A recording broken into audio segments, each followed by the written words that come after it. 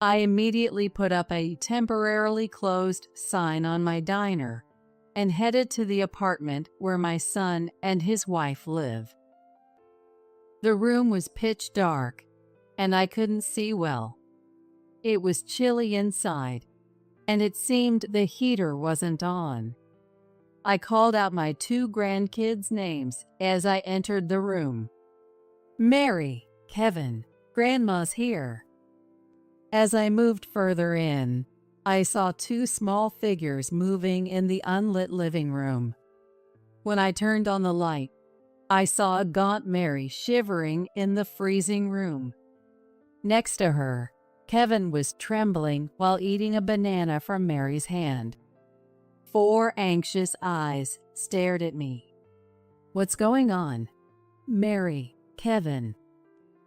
Unable to bear it, I hugged them both tightly.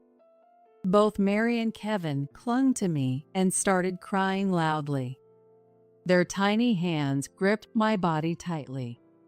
I could only imagine how scared and lonely they must have been. Their mom collapsed and never returned from the hospital. Thinking about their feelings made my heart ache. Their dad, John, was not there. When I called to ask where he was, he laughed and said, "We're on a family trip to Hawaii. We'll be back tomorrow." "I see. Be safe." I hung up the phone. When he returned home later, he witnessed an unbelievable scene. "My name is Diana. I run a small diner and was busy with lunch today. This diner, tomorrow, was passed down from my husband's parents. Welcome. I'll get a table ready for you. Running the place by myself makes it hard to keep things moving. Regular customers reassure me not to worry when they see me flustered." Take your time. No need to rush. Those words give me a little comfort.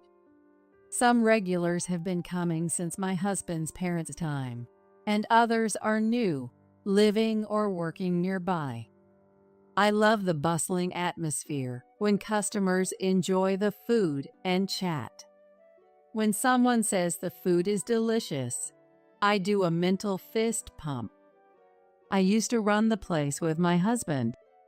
People can't feel good if they're hungry.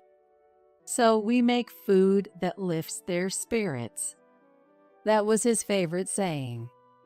We enjoyed coming up with the menu together, counting the money at the register, and rearranging the seating. It was fun to come up with various ideas and improvements. These days continued until our son, John, was in high school. But when John was in his second year of high school, my husband passed away in an accident.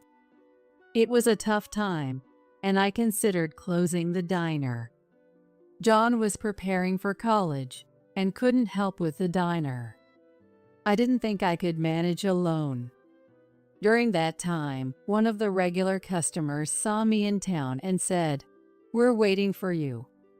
That smile gave me the strength to try running the place by myself again. "Don't worry, it'll work out somehow." I consulted with my friends and in-laws, and we scaled down the business to a manageable size. 3 months after my husband's death, Tomorrow reopened. John successfully passed his college entrance exams and got into his first choice school. "I want to live on my own because it's far from home." "Sure, that's okay. Let's go check out some places." I tried to accommodate John's requests as much as possible. Both my husband and I were always busy with the diner, so we didn't have much time for John when he was young. The diner was thriving, so we couldn't neglect it.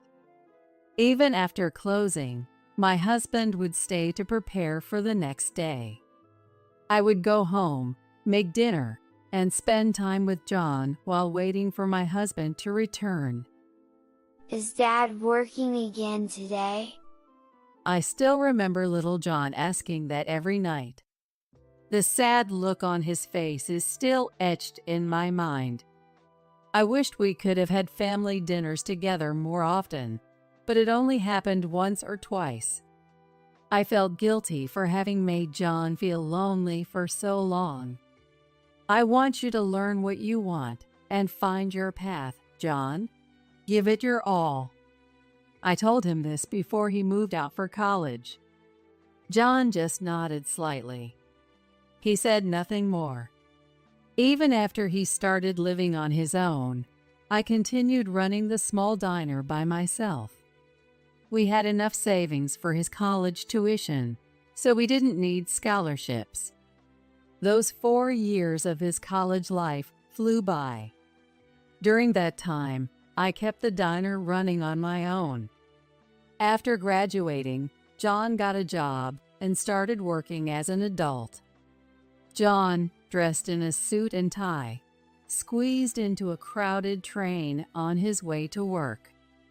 Imagining that scene, I smiled to myself, thinking about how much little John had grown. He even had a girlfriend he was serious about marrying. When he introduced her to me, I was stunned. John's girlfriend, Maggie, was as beautiful as a magazine model. Nice to meet you. I'm Maggie. I'm dating John. Her beautiful voice and polite manner overwhelmed me. I thought she must come from a very wealthy family. Not at all. We're just an ordinary family. She laughed softly, looking very elegant. I wondered what part of John had attracted such a wonderful person. They were already living together, or rather, John had moved into Maggie's place. I had no choice. My place was too noisy next door. You had no choice, huh, John? It's fine. I originally rented a slightly bigger place, so it works out well. Maggie said cheerfully, coming to his rescue. Her polite language, refined manners, and bright smile. I instantly took a liking to her and found myself saying, "Thank you for taking care of John." They got married, and 3 years later, they had 2 children. The first was a girl named Mary. The second was a boy named Kevin. So, I've become a grandma now. I spoke deeply to my husband's portrait. On his birthday or any special occasion, I always put flowers. I did the same on the days my 2 grandchildren were born. Maggie still visited the diner whenever she had some free time, even after the kids were born. Hi, Diana. Oh, welcome, Maggie. How's work? Since my kids were born, I switched to my job I can do from home. Wow, it's amazing that you can do that nowadays. I looked back and forth between little Mary and Kevin with admiration. Even these little ones will grow up and eventually become independent like John. Thinking about it, children seem so mysterious, and I couldn't help but stare at them more intently. As the seasons passed, my 2 grandchildren continued to grow. As more wrinkles appeared on my face, Mary eventually started elementary school. Mary, how old are you now? One day, I asked Mary when she visited the diner. I'm 6 now, and I'll be 7 on my next birthday. Her response was so proper that she didn't seem like a first grader. She must take after her mom. Maggie said Mary was also great at taking care of her little brother, which was a big help. They don't fight and get along very well. She said this with a proud smile on her face. Everything seemed to be going smoothly, and the future looked bright, but that wasn't entirely the case. I had one concern. It was about John. He had a personality that couldn't stick with a job for long, even after getting hired. He quit the company he joined right after graduating from college in less than 6 months. There were too many tasks, and the pay wasn't worth it. After that, he got another job at a different company. But he quit this one as well in less than 3 months. I can't do what I want, and I can't stand not having remote work. You can't keep changing jobs so often. You'll never settle down. It's not my fault. It's the bad economy. Whenever something didn't suit him, he'd complain and quit. Seeing him like this, I shrugged my shoulders. If you're not working, you should at least help take care of Mary and Kevin. What? No way. That's Maggie's job, not mine. It was Maggie who was supporting the household in place of John. While talking to me, John was glued to his smartphone. I wondered what he was so engrossed in. Oh, Mom, look at this. I'm into food blogging and post on social media. He showed me his phone, displaying numerous photos of various dishes. There were photos of delicious-looking burgers, steaks, pizzas, and large meal sets. He talked about the number of followers and likes, but I had no idea what he was talking about. Instead of playing around like that, why don't you get a real job? It's not playing. I'm serious. I'm aiming to be an influencer. What's that? Never mind, just follow me and like my posts. I don't know how to do that. Give me your phone, install this app, and here's how you do it. With quick fingers, he set up an account and registered everything in no time. He also showed me which button was for like and how to navigate the app. But after he left, I still didn't understand. I can't keep up with this. I set my phone aside and focused on the bookkeeping. Occasionally, when I had video calls with Maggie, I found out she was also asked to follow John's social media. There are more important things close by that need attention than social media.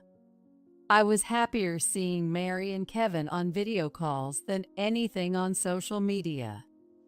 John once helped out at my diner for a short while, right after he lost his job. He thought it seemed easier than office work. No job is easy, but I was grateful for the help. I've heard that fewer children are taking over their parents' businesses these days. I didn't plan to force John to take over, and I was prepared to close the diner when the time came. However, I wondered if perhaps something had changed in John's mind. I had a faint hope that he might want to take over the diner. I was delighted to have him work in the diner, guiding customers and taking orders. He got along well with the regular customers and chatted with them, which was refreshing to see. For the first week, things seemed to be off to a great start. Maybe this suits him better than office work. I was thinking that, but starting the following week, John gradually began to slack off. He barely took orders, didn't clean up, and hardly guided customers. To make matters worse, he started browsing social media in front of customers. He even asked regulars and new customers to follow him and like his posts. The next day, he didn't show up at the time he was supposed to start working. "John, where are you? Are you off today?" I quit that job. It's harder than I thought. After that, he stopped answering my calls, and I was back to running the diner alone. John stopped coming to the diner in less than 10 days. Since then, he focused more on social media than anything else. Meanwhile, Maggie had recently taken on multiple jobs and was cutting back on sleep. I worried that she might collapse someday. But John didn't seem concerned and continued his food blogging and social media posts.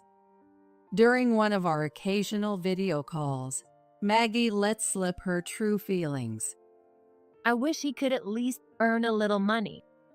She looked unusually dejected, her shoulders slumped.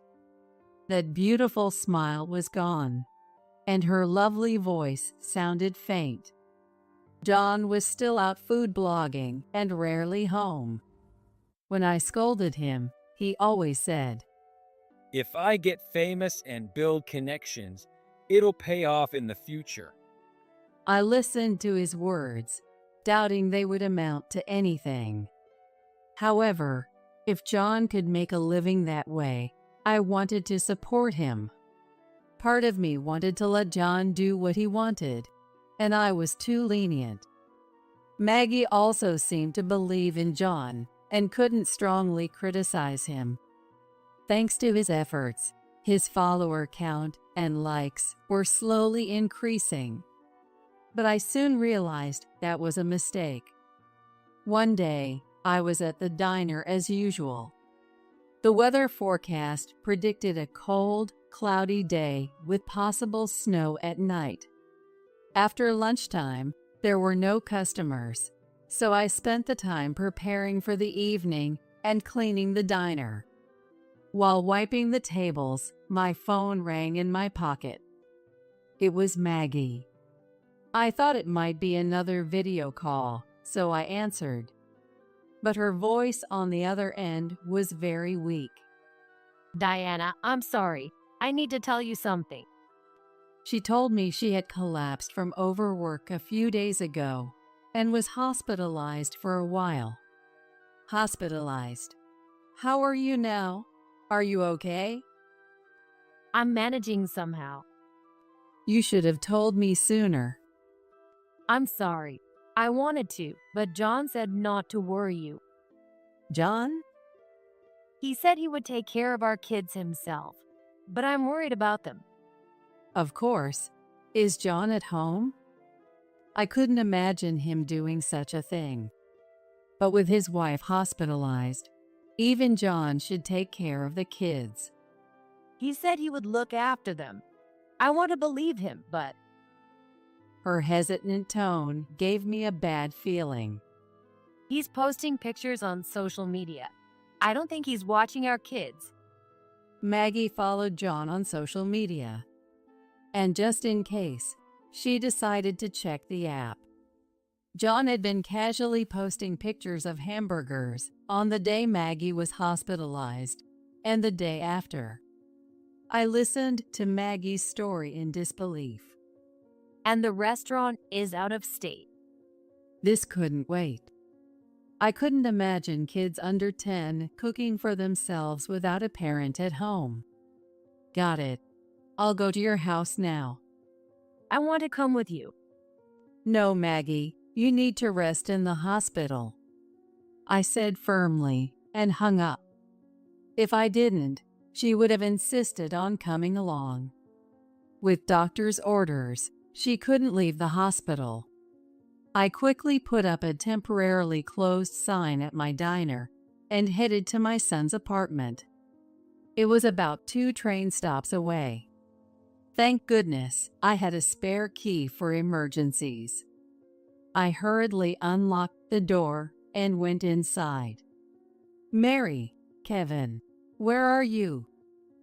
The room was pitch dark, and I couldn't see well.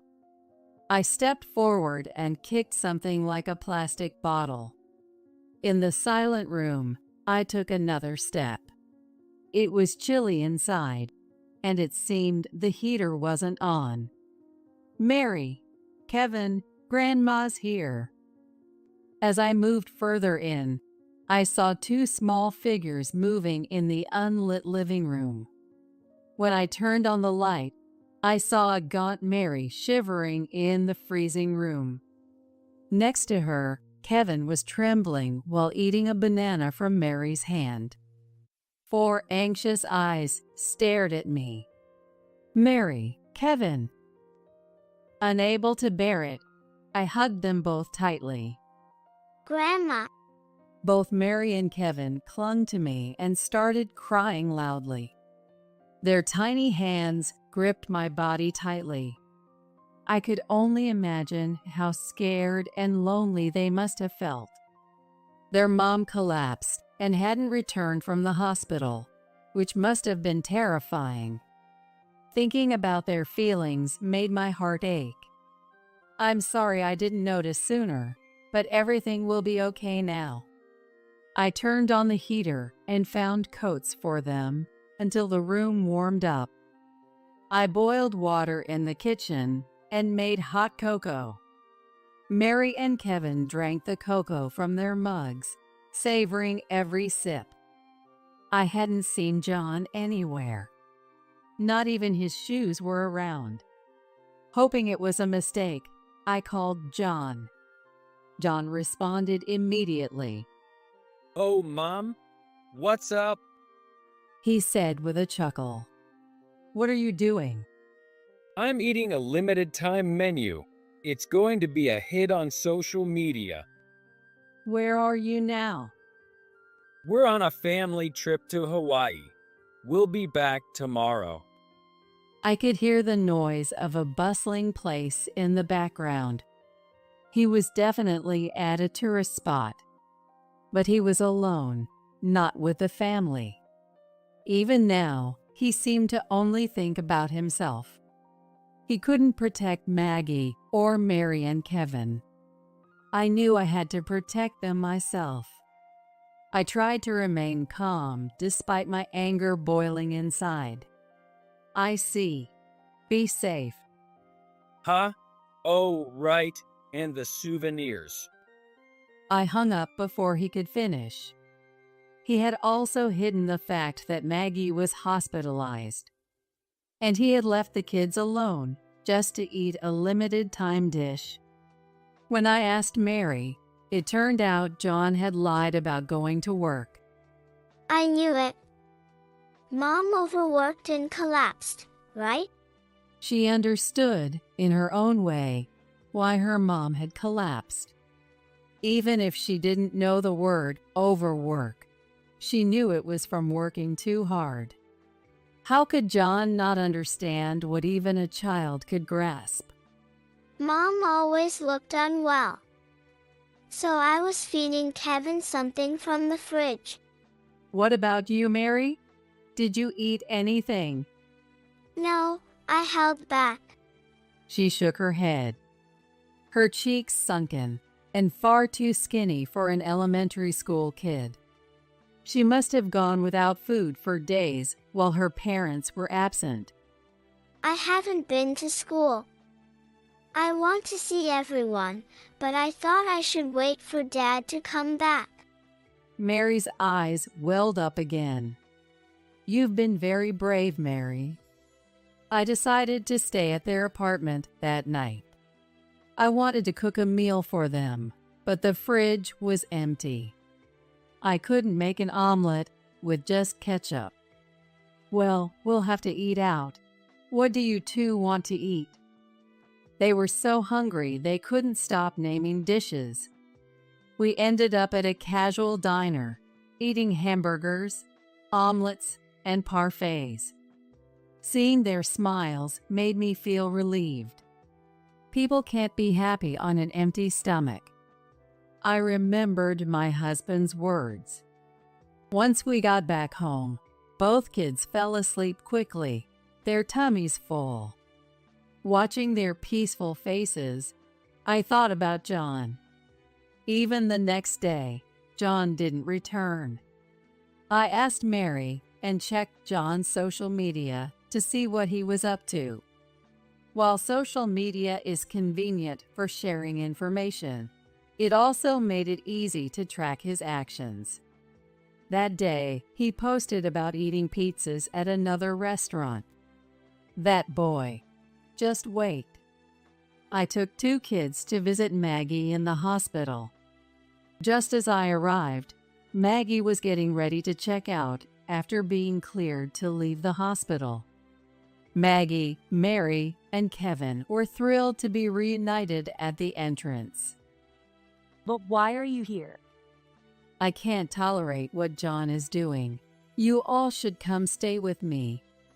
But I can't impose on you. You're not imposing. It's John who's causing trouble. I'm sorry for his awful behavior. I then whispered a plan to her. Maggie was momentarily surprised, but then decided to take action. John finally returned a week after he said he would. But the house was completely empty. What's going on? He even posted about it on social media, treating it as a joke. Minutes after his post, he showed up at my diner. Hey, Mom. Listen, Maggie and the kids. He started talking as if he couldn't believe it. When I got home, nobody was there and everything was gone. So? It was lunchtime, and the diner was full of regulars. John, looking for sympathy, started sharing his story with them. I've been working so hard on social media for my family, and my wife and kids just left. Oh, that's tough. I listened with indifference, but the regulars had a different reaction. I could hear the sound of chairs scraping as people stood up around me. Then, slowly and quietly, they began to close in on John. Isn't it terrible? Right, everyone? Still not understanding the situation, John continued to provoke. You're the guy who calls himself Johnny on social media, right? Yeah. Are you a fan? Thanks for following me. Not a chance. You practically forced us to follow you. What? Other customers nodded in agreement. I keep receiving notifications, so I looked at your posts and found that you treat the food poorly. Did I do that? Yeah, you played around with free toppings and dismissed food after one bite, saying it was awful. That was just a joke. And you neglected your wife and kids while fooling around. But I was trying to become an influencer to make money for them. What influencers? The regular customer blushed red and scolded John. Others joined in, and the diner was filled with shouts of disapproval. I had explained the situation to the regulars before John arrived. Maggie had canceled the apartment lease right after being discharged from the hospital. And now she is living with me along with Mary and Kevin. Because John had neglected his family, focusing only on his social media. Moreover, he was solely focused on increasing his followers and likes on social media. When I told the regulars about everything, they were furious, having seen John's actions online. One regular said, "I'll give him a piece of my mind," and called others to join in. Unaware of all this, John continued posting on social media. Stop it. It's not my fault. Help me. Crying, John was pushed out of the diner by the angry regulars. Never show your face here again. John was harshly scolded by the regulars and fled, screaming. After that, he disappeared. A few weeks passed. The weather forecast mentioned preparing for pollen as spring approaches. I've been feeling a bit itchy in my nose lately, probably because of that. Maggie, who suffers from hay fever, complained about her nonstop runny nose. I noticed more regulars wearing masks too. Thinking about John, I remembered that he didn't have hay fever, as far as I knew. His whereabouts were unknown. He had been urging his friends to follow him on social media in his quest for fame. But that backfired. Since that day, His social media account had been flooded with negative comments from followers who knew the situation. Of course, his identity was exposed, and he probably won't return to this town. It's karma for disrespecting food. I continued running my diner while living with Maggie and my 2 grandchildren. We recently created a website for the diner, Tomorrow, allowing customers to make reservations via smartphone. Maggie, who works in web design, handled it effortlessly. The website featured our menu and the spirit of the diner inherited from my husband's parents, as well as information about my husband. I never got to meet John's dad, but through these stories, I feel like I know him. It's a wonderful website. Thank you, Maggie. Her contributions didn't stop there. She systematized our inventory and sales accounting, making daily bookkeeping much easier. What used to be done by hand is now automatically calculated by entering it into the computer. How convenient. Even I, who struggled with smartphones, quickly got the hang of it. With the ability to handle phone reservations, customer traffic increased.